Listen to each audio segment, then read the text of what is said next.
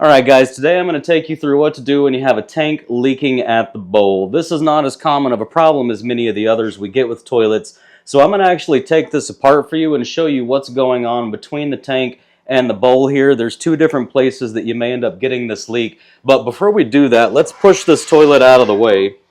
And I want to show you the kit that I'll be using to do these repairs. And the idea with this kit, guys, is that you have one kit and it has all the parts and all the tools that you need to take care of pretty much any job that you're going to be trying to do on a toilet or on whatever it is that this kit is made for. So I'm going to take you through my kit and actually show you what I have in here. So in the top drawer, we've got some latex gloves. If you're allergic to latex, use vinyl or nitrile or whatever you need to use. Pair of channel lock pliers, guys. This will get you through almost every single job you ever need to do on a toilet. Got a crescent wrench. Got a little scrub brush for cleaning. We've got a 5-in-1 tool. This is for oftentimes breaking the seal between the toilet and the floor. Also for getting rid of the wax ring or caulk or anything else that's stuck on that you need to get rid of.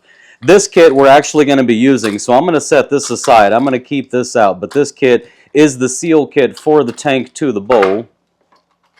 We've also got some Liquilock, and what you do with Liquilock, this is kind of like the stuff that's inside diapers. When you pour this into the tank or the bowl into the water, it's going to very quickly absorb all of the water so you don't have that sloshing around and making a mess in your client's house. Up here on the top, we've got 3 basic screwdrivers. We've got a very large common slotted screwdriver. We've got a very large, I believe this would be a number 3 Phillips screwdriver. This is for toilet seats. And then we've got a regular number 2 Phillips screwdriver. We've also got a few bins on the top that have the caps that cover up the bolts on the floor. And this one, I happen to have a spare chain. This goes from the flush lever down to the flapper. And then down here in the bottom, we've got one new supply line. We've also got 2 flush lever, flush handles, whatever you want to call them. We've got a silvery one and we've got a white one. These will get you through. These are universal fit. So these will work on whether it's a side mount or a front mount flush lever. This kit right here, just these 2, will get you through almost any toilet. We do have a spare wax ring set, and the spare wax ring set also comes with some mounting bolts and washers and nuts. And of course, you absolutely always have to have your fill valve and flapper kit. We do have some caulk, and I want to point out with this caulk, the ones that I get for toilets is the premium adhesive sealant. So this is going to help seal the toilet to the floor really well. I do want you to also take note, this is a red tube, right? And it says white at the top. Now, if you don't pay attention to where it says white, you could grab one of these and think that you got white when in fact it's clear. So do pay attention as to whether it says white or clear, because the tube looks very similar, and the caulk will come out white, but it will dry clear if it's the clear caulk. And of course, bunch of rags. You always got to have a bunch of rags and some trash bags to put the rags and or any trash in. And then finally, I do have a very small little hacksaw. This is for cutting the tops of the mounting bolts off with. Now, most of the new mounting bolts are going to be coming these days with little indentations where you can snap them off, but just in case you have some that you can't snap off, I carry this so that I can cut them off. And sliding this toilet back over here, so the first thing we're going to do is I'm going to take this tank off so I can show you exactly what we have going on under there. What I want to show you guys is right underneath here, we've got some wing nuts on both sides. Now, yours may not be wing nuts, yours may be actual regular nuts, but you're going to have 2 bolts coming down through the bottom that you're going to need to get the nuts off of first to take that tank off.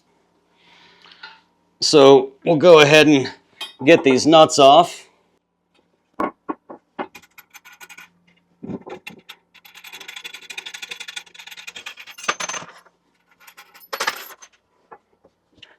Okay, so we got the nuts off.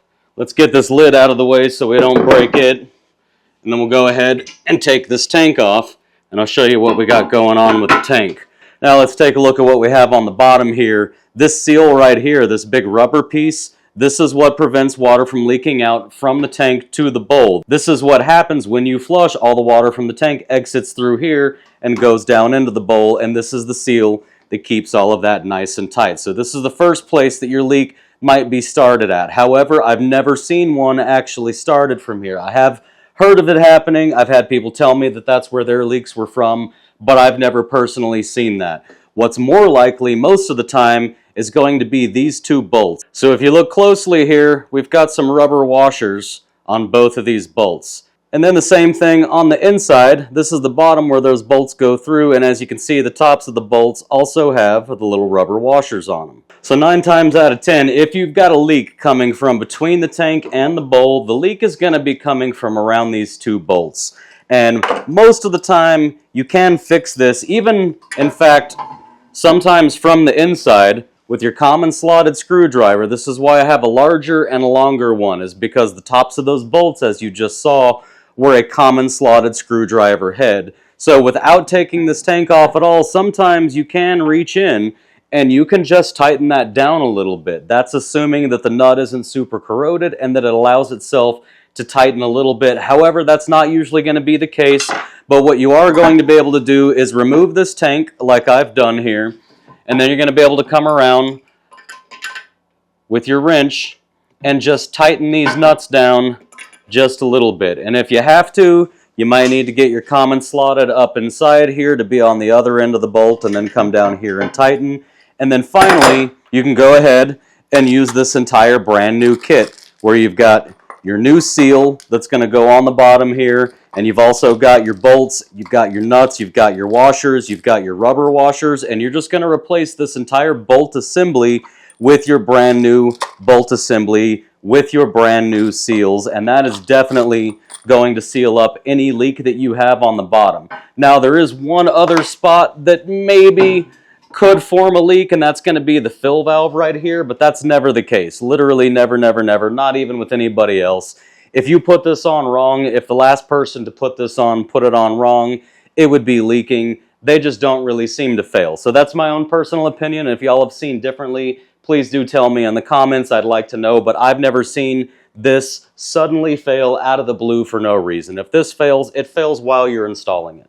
Alright, so let's go ahead and put this back together. First thing we're always going to do, of course, make sure that these are nice and tight if you've messed with these at all. Even if you haven't messed with them, maybe give them just the teeny tiniest little turn just to make sure that they're tight. Get your seal on there, make sure it's on all the way, and just drop your bolts right back down through those original holes there. Get everything lined up.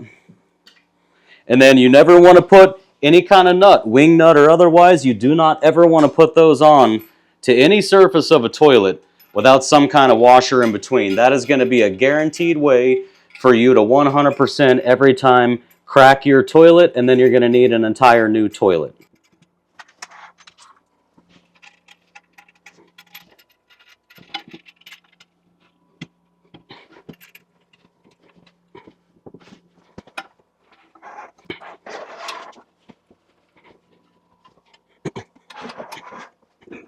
Alright, so this was a pretty easy job, right? All in all, grand total number of minutes that this should take you. This is assuming that you brought a kit with you and you had everything you need so that once you walked into that bathroom, all you had to do was identify that the leak was coming from beneath here, shut off the water, take off the supply line, undo these bolts, take the tank off, take the bolts out, put your new seals on all the way around, top and bottom, put everything back together, put your supply line back on, turn the water back on, all of that all combined, including cleaning up your mess. This is about a 20-minute job, 25 minutes at the most. I know that sounds fast, but I've timed myself doing it, and it just is about 20 to 25 minutes. So I'm going to charge, of course, my minimum trip fee of $125. However, a lot of times when you have a problem like this, the whole toilet ends up getting replaced, and we do that for a minimum of $350. So even though I could do this job happily as cheap as $125,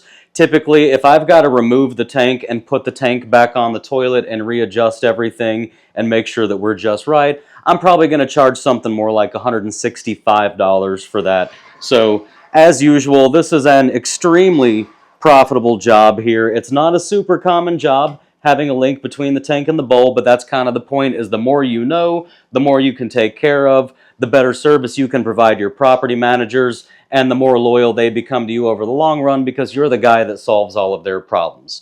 So If you guys would like any other pricing information, you can go to the description of this video or any of my videos. Scroll all the way down to the bottom of that description and you're going to find a link at the bottom for my free business documents. Within those free business documents, you're going to find 2 documents. One is called Jobs List with Pricing. I'll explain more about that later. It's mostly a jobs list. There is some pricing data, but don't use the pricing on that. The other document is going to be my CSV files for my custom line items. And what that is within the Jobber software, which is what I use to run my business, I've created standardized line items with standardized pricing for probably about 100 different jobs that I just do all the time. So within there, I've downloaded all of my custom line items into a CSV file for you. You can download my CSV file, go into your Jobber account, upload my CSV file, and then you will have all of my standardized line items with my pricing, with my descriptions.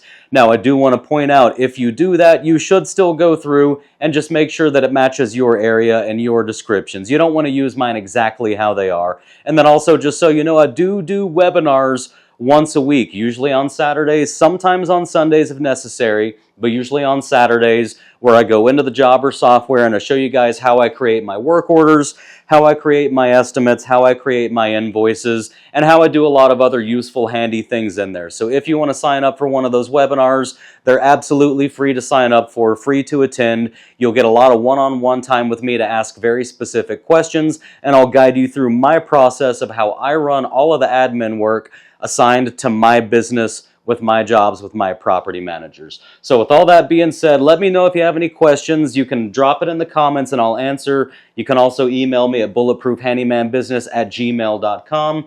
Otherwise, I love you guys. I hope you're out there killing it, and I'll see you on the next one.